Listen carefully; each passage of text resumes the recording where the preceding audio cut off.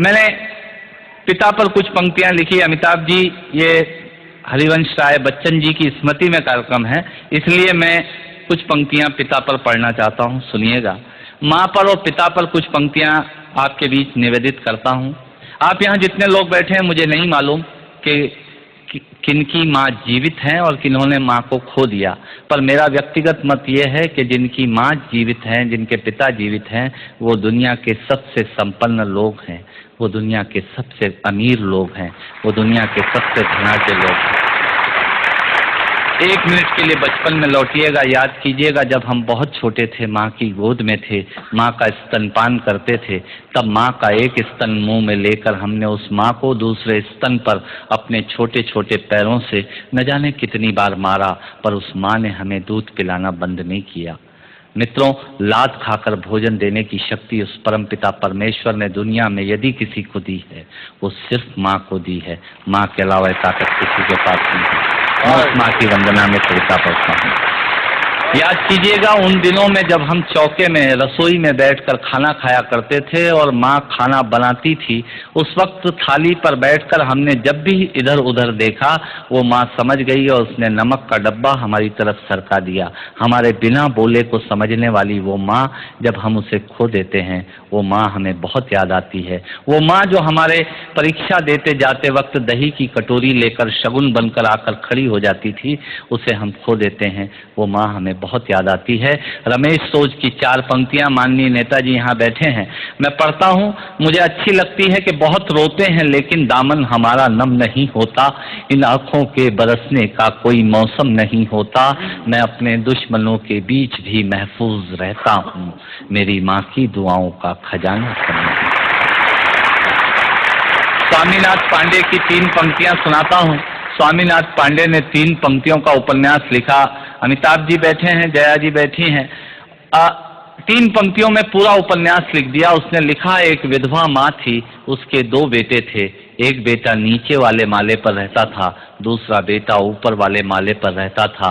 विधवा माँ 15 दिन एक बेटे के यहाँ खाना खाती थी, विधवा माँ 15 दिन दूसरे बेटे के यहाँ खाना खाती थी।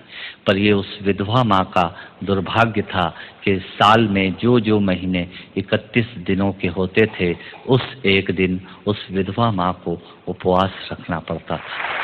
9 महीने पेट में रखने वाली माँ जब एक जवान बेटे को एक दिन खरी लगने लगी, तब इस नालायक हास्य व्यंग के कवि ने कुछ पंक्तियां माँ के लिए लिखी। सुनिएगा, यात्रा कीजिएगा मेरे साथ। माँ संवेदना है, भावना है, एहसास है। माँ संवेदना है, भावना है, एहसास है। माँ जीवन के फूलों में खुशबू का वास है। माँ रोते हुए बच्चे का खुशनुमा पलना है। माँ मरुथल में नदी या मीठा सा झरना है। माँ मरुथल में नदी या मीठा सा झरना है। माँ लोरी है, गीत है, प्यारी सी थाप है। माँ पूजा की थाली है, मंत्रों का जाप है। माँ आँखों का सिसकता हुआ किनारा है। माँ गालों पर पप्पी है, ममता की धारा है। माँ झुलसते दिनों में कोयल की बोली है। माँ मेहंदी है, कुमकुम है, सिंदूर है, रोली है। माँ कलम है, दवात है, स्याही है। माँ परमात्मा की स्वयं एक गवाही है। माँ त्याग है, तपस्या है, सेवा है। माँ फूंक से ठंडा किया हुआ कलेवा है। माँ अनुष्ठान है, साधना है, जीवन का हवन है। माँ जिंदगी के मोहल्ले में आत्मा का भवन है। माँ चूड़ी वाले हाथों के मजबूत कंधों का नाम है। माँ काशी है, काबा है और चारों धाम है। माँ चिंता है, याद है, हिचकी है। माँ बच्चे की चोट पर सिसकी है। माँ चूल्हा, धुआं, रोटी और हाथों का छाला है। माँ जिंदगी की कड़वाहट में अमृत का प्याला है। माँ पृथ्वी है, जगत है, धूरी है। माँ बिना इस सृष्टि की कल्पना अधूरी है। तो माँ की ये कथा अनादि है, ये अध्याय नहीं है, और माँ का जीवन में कोई पर्याय है। और माँ का जीवन में कोई पर्याय नहीं है। तो माँ का महत्व दुनिया में कम हो नहीं सकता, और माँ जैसा दुनिया में कुछ हो नहीं सकता, माँ जैसा दुनिया में कुछ हो नहीं सकता। तो मैं कविता की ये पंक्तियाँ माँ के नाम करता हूँ। मैं दुनिया की सब माताओं को प्रणाम करता हूँ। और कहा साहब के बिना पिता के माँ का अस्तित्व नहीं होता। किसी ने शेर कहा कि पक्के फल पेड़ों से रिश्ता तोड़ जाते हैं और अपाहिज बाप हो जाए तो बेटे छोड़ जाते हैं। पिता जब पुत्र को बाजार में ले जाता है और जेब में 50 रुपए होते हैं और बच्चा 200 रुपए के सामान को खरीदने की जिद करता है, उस वक्त एक पिता की विवशता और बच्चे की जिद, इसके बीच के एहसास में खड़े होकर पंक्तियां सुनिएगा, पिता क्या होता है। अमिताभ जी आपको समर्पित करता हूँ। अमर सिंह जी बैठे हैं। पिता पिता जीवन है, संबल है, शक्ति है। पिता सृष्टि के निर्माण की अभिव्यक्ति है। पिता अंगुली पकड़े बच्चे का सहारा है। पिता कभी कुछ खट्टा कभी खारा है। पिता पिता पालन है, पोषण है, परिवार का अनुशासन है।